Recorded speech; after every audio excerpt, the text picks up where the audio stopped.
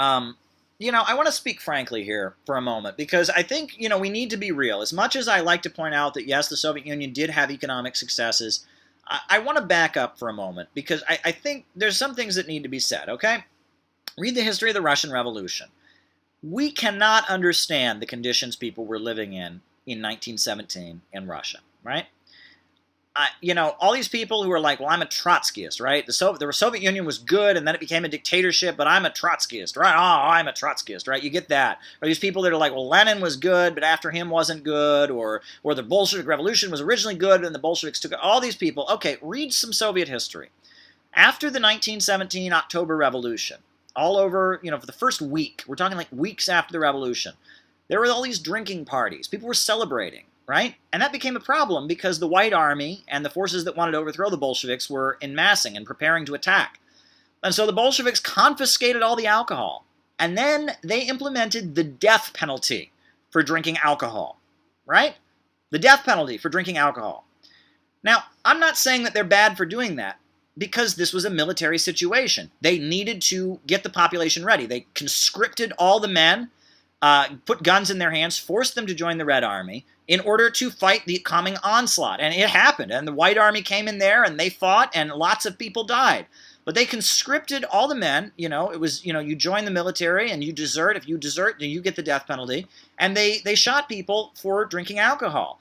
And I'm not saying they were wrong to do that, okay? Because it was a military situation. When your country is facing a blockade, when people are fighting, it's a kill or be killed situation. But I as a person cannot ever imagine myself in a situation where I would shoot somebody for drinking alcohol. I just couldn't do it, right? Because I'm not in those circumstances. I'm not in a kill or be killed situation. I'm not facing, I'm not looking death right in the face like people were in 1917 in Russia. And that was a week after the revolution. That wasn't evil Stalin who did that, you Trotskyites. That wasn't evil Stalin who did that. That was Lenin. That was a week after the revolution. That they're in a situation where people are getting the death penalty for drinking alcohol. That's how intense the military situation was, right? And that's what was going on. That was happening, right? And that's why when people in the USA put on, Red Army costumes and like to pretend that they're, you don't know what you're talking about. The conditions that the Bolsheviks were in, the conditions that Tsarist Russia was in, with World War I going on and millions of people dying, we can't relate to that, right? In those circumstances, it would make sense. It would make sense in a military situation. It would make sense that you would institute the death penalty for drinking alcohol. That's not my point, is that they were evil for doing it. I'm just saying I cannot imagine those circumstances. And neither can you. Neither can you, right? This is something that we cannot relate to.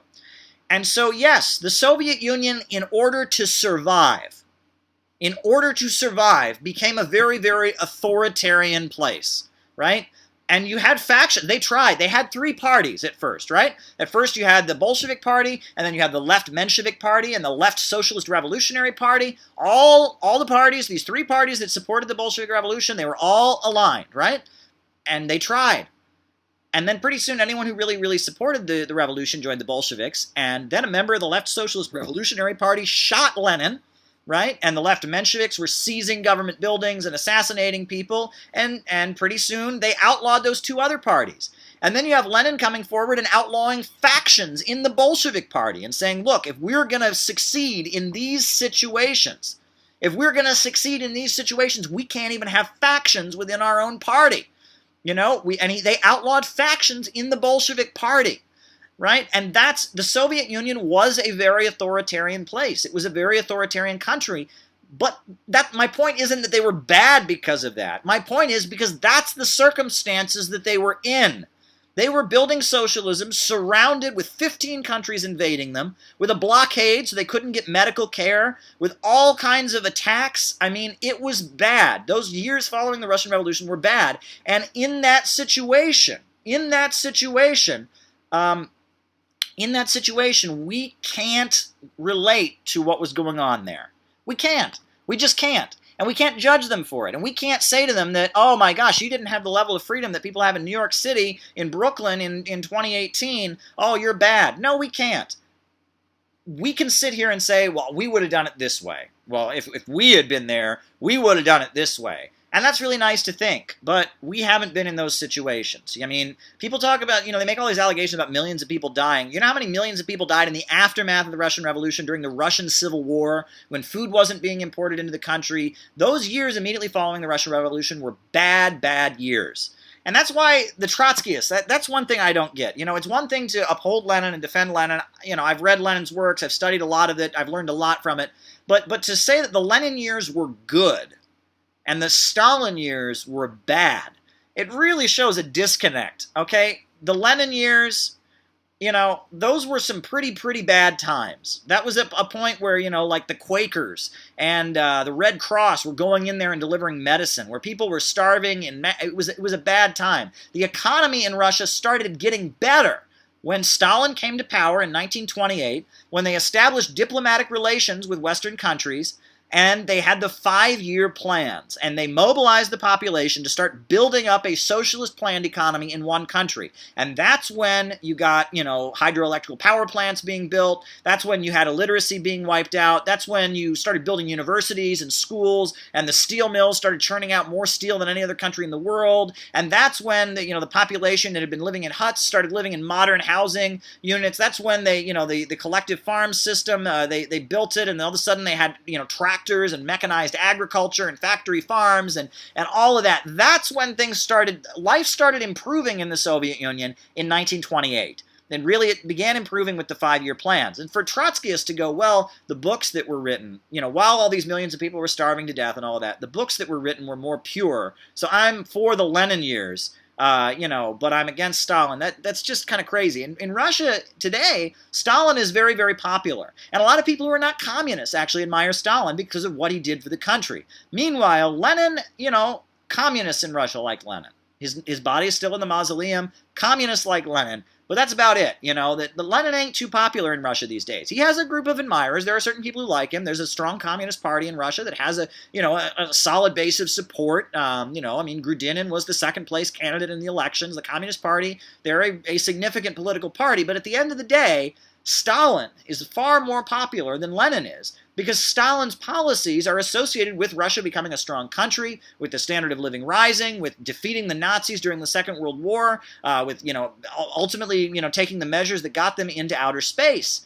And that we can't, as people living in the first world, as people who haven't gone through harsh military situations, we can't relate to what went on in the Soviet Union. I cannot ever imagine myself shooting somebody for drinking alcohol. I can't imagine ever doing it, but I haven't been in those dire circumstances, and that's the point, right? That we don't know what we're talking about. And when people say, "Oh my God, the Soviet Union's an evil country," I heard somebody got arrested for reading a book. Well, you don't know what they were up against. You really don't. I mean, read the situations that they were in. What the Soviet Union did when they got themselves from the darkest situations that they were in right after World War I, after the revolution, the fact that they got there to outer space. They got there, they defeated the Nazis, they built a modern country, they built a modern steel industry, they built, they created a world superpower. The fact that they went from those dire circumstances after the revolution to where they were by the 1950s and 60s, that shows that socialism works, that socialism did not fail, that socialism is a success. Right? And that's what you need to learn from the Soviet experience. That's what I take from the Soviet experience. And I stop there. I don't judge. I don't know what I would have done in those circumstances. I really don't know. The kind of choices the Bolshevik leaders had to make. I can't even relate to those choices. The kind of decisions that they had to make. We cannot relate. We really can't. I believe in socialism. And I think the Soviet Union, what they achieved, despite everything, and the same for China. What China has achieved, despite everything, shows that we don't have to have capitalism. But beyond that, step back, right? We don't know the situations we're in.